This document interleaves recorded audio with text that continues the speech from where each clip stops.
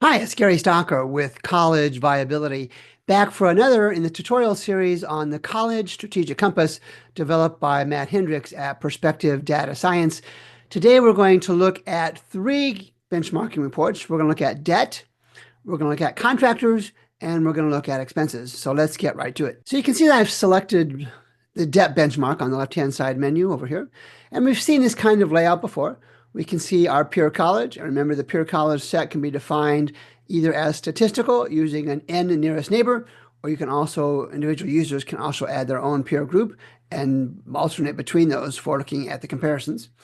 And we can see the mean for the group. We can see our demo college here for this particular video, and we can see where they are in total debt as compared to their peers.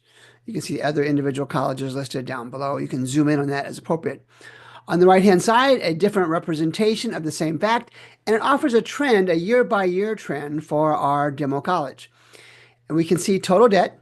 And for this college, we can see that back in about 2016-17, they started taking on a lot more debt, started to manage it maybe a little bit in the last 3 or 4 years. As we see here, we can see the peer group, interestingly, has been pretty consistent over the entire 10 or 12 years of the tracking. Let's take a look also at interest expense.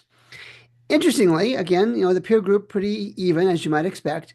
And again, our demo college is actual data for the demo college, but our demo college has had some serious increases in interest rates. There might be an opportunity to bring those down at some point in time. Let's go down and look at the plot. And we have the peer colleges for each of the years that you see down here. We can look at it total debt, which is set up right now. I can turn off the peer group so you can see our demo college, where they were and their values for each of the years down below. We have total debt on the y-axis and the number of students on the x-axis for that. Let's jump over to contractor benchmarking. And we can see all of the colleges in our peer group, including our demo college, and we can scroll down to see all those colleges listed alphabetically after the peer group. We can look at different years, so we can look at all of 2023 or 2015, whatever you want. And we can look at by contractors. What I'm going to do is I'm going to sort this by contractor. And now we have it sorted, so we can kind of scroll through and see which of the contractors have some business across the peer group. West Virginia, Wesleyan uses Aladdin Food, but nobody else does. Alpha Omega looks like at Wittenberg University. But anyway, you can use this to see Aramark, you expect to be big. They're across a few universities as well. We can also sort this by the amount paid. And we can see that Wittenberg spent $20 million. With Danis Building Construction back in 2019. They built something. But all the way down, we can look at comparisons. We can see the description of the service, the general description. You expect construction amounts to be higher than anything else. And we can even scroll down toward the bottom, and we can see consultants, EAB consultants at Greensboro College, and they spent $280,000 back in 2023. So having looked at the contractors one, these are all contractors over $100,000. We look at both of those over $100,000, and I'll take a quick look at food contractors here in a moment. Again, same layout. We can see that our demo college is a little bit below the mean, quite a bit below the mean for using contractors. Looks like we have a data gap of a couple of years here. That's either from the AI tool that we use or the college just didn't submit data for that. And we can see the peer group. Peer group is always in blue.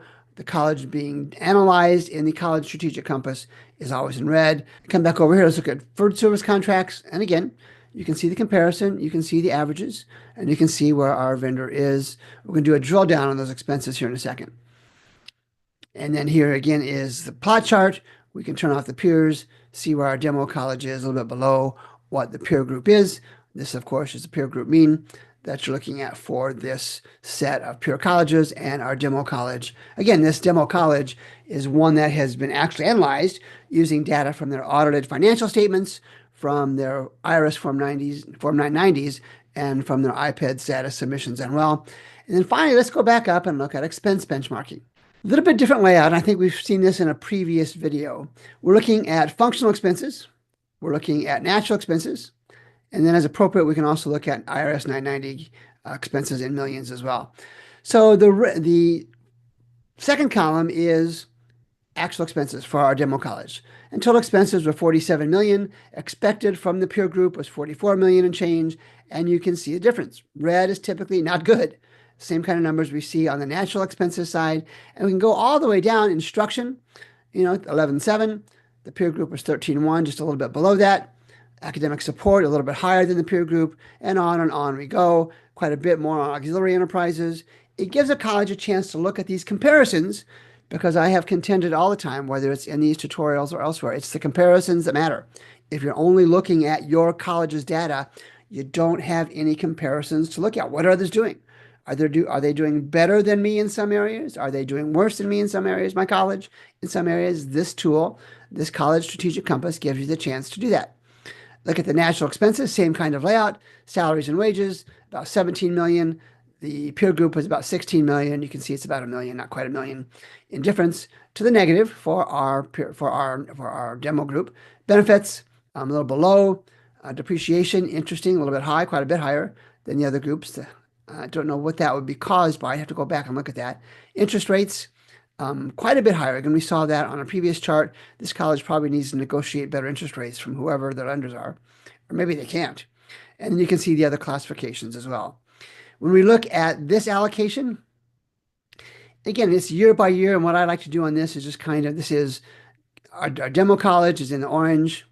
The red is our peer group, and we can see the overlap here as well. So these are the categories: research, academic support, just a different view. And I like to look at different years, and you see the pattern typically doesn't change much as I click through some different year options here. When it does change a lot, that's something to take a look at. By classification, let's look at this two different ways. Let's look at it per student value. I'm going to turn all of them off except for instructions. And once they're all turned off, we can see the per student expenses for instruction for all of these colleges. Gives you a quick comparison. We can turn off instruction and let's add academic support. Again, same thing. We can now compare that by college. Let's go from per student values to raw values. And so now we see the per student values, the raw values for each of the functional expense. And it looks like we have instruction set up for this one. Same graphic year-to-year comparison on the other side. We can look at all of these categories. Let's look at academic support. And again, we can see that our demo college is a little bit above the peer group. Not a big deal, I don't think. We can look at that in the raw value. And again, interestingly, it's quite a bit higher. That would be something to look at in more detail. Go back to peer student, look at a couple other areas. Let's go down here and look at interest rates. Again, we saw this before. Interest rates skyrocketed back in about 2018, 2019 for our demo college. Might be an opportunity for them to negotiate better interest rates with their lending institutions. And you can look at all of these as well, advertising and promo. Looks like our peer group is spending a little bit more on that, quite a bit more on that than our demo group. There's a per student value. We can, of course, look at it at a raw value as well. So how do you use the College Strategic Compass? You use it as a comparison tool. You compare it to your statistical peer group, and we can explain exactly where that peer group comes from. You can create your own more proximate peer group.